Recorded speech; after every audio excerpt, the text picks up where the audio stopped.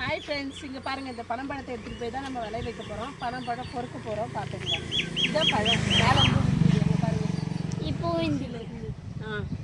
இந்த பழத்தை தான் நம்ம இப்போ பொறுக்கி எடுத்துகிட்டு போயிட்டு விளைய வைக்க போகிறோம்.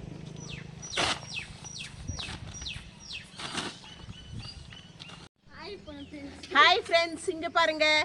இது என்னன்னு தெரியுதா? பனம்பழம். இந்த பனம்பழத்தை எடுத்துகிட்டு வந்து நம்ம மண்ணு கொட்டி விளைய வச்சு இதுலேருந்து பனங்கிழங்கு எடுத்து சாப்பிட போகிறோம். அதாவது இந்த பனங்கிழங்கு விளையத்துக்கு எவ்வளோ நாள் ஆகும்னா கிட்டத்தட்ட 3 மந்த் ஆகும். இப்போ விளைய வச்சா கார்த்திகை மாதம் நம்ம இதை அறுவடை பண்ணலாம். அறுவடை பண்ணி இதில் இருக்க கிழங்கு எடுத்து சாப்பிட்டா செம்ம டேஸ்ட்டாக இருக்கும். அதுக்காக தான் நாங்கள் இவ்வளோ கஷ்டப்பட்டுருக்கோம். இங்கே பாருங்கள், ஒரு ஆள் நோண்டியிருக்காங்க, ஒரு ஆள் மண் எடுத்துகிட்டு வந்து கொட்டுறோம். வேலை தடபுடலாம் ஒரு இன்ட்ரெஸ்டாக வேலை நடக்குது பாருங்கள். நாங்கள் இப்போ பனங்கிழங்க விளைய வைக்க போகிறோம்.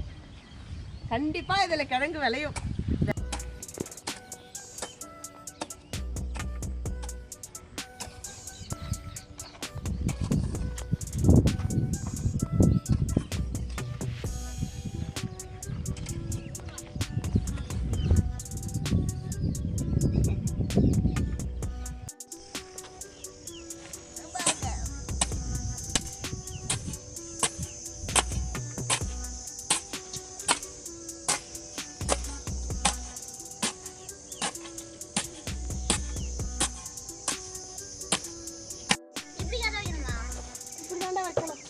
இப்படி வச்சு இது மேலே மண் கொட்டணும்டா. லைட்டா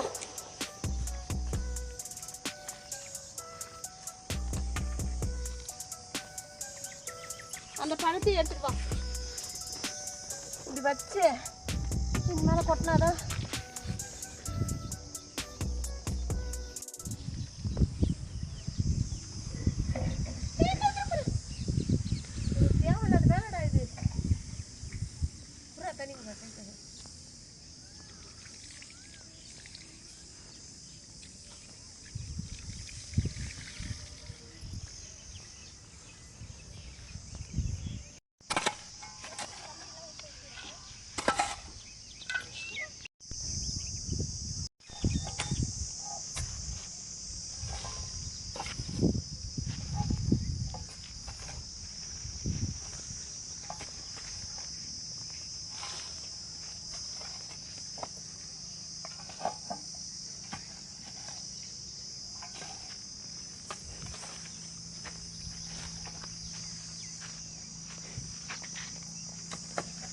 சும்மா லைட்டாக போட்டால் போதும்.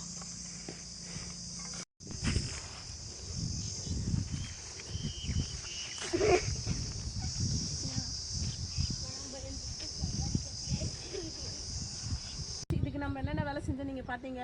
இப்போ ஃபஸ்ட்டு பனங்கிழங்கு பொறுக்கின்னு வந்தோம். பொறுக்கின்னு வந்து பள்ளம் தோண்டோம். பள்ளம் தோண்டி மண் கொட்டி அது மேலே நம்ம விதையை போட்டோம். விதையை போட்டுட்டு அது மேலே மண் போட்டோம். இப்போ எதுக்காக இந்த முள் போடுறோன்னா, நாய்க்கு எதுனா மிதிச்சுதுன்னா விதை வந்து வீணாக போயிடும்.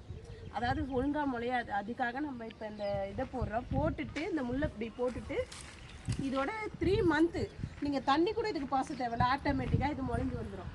புரியுதா? எந்த நம்ம எப்படின்னா இது மருந்தடிக்கணும், அதை பண்ணணும், களை பிடுங்கணும், அதெல்லாம் எதுவுமே தேவையில்லைங்க. அப்படியே விட்டால் போதும். கரெக்டாக 3 மந்த்துக்கு அப்புறம் உங்களுக்கு ஈஸியாக பனங்கிழங்கு கிடச்சிடும். அவ்வளோதான். இதை விளைய வைக்கிறது கொஞ்சம் கஷ்டம்தாங்க. ஆனால் இதை விளைய வச்சு நம்ம சாப்பிட சொல்ல அதில் இருக்க சந்தோஷம் வேறு எங்கேயே இருக்கும். சூப்பராக இருக்குங்க. பாய்.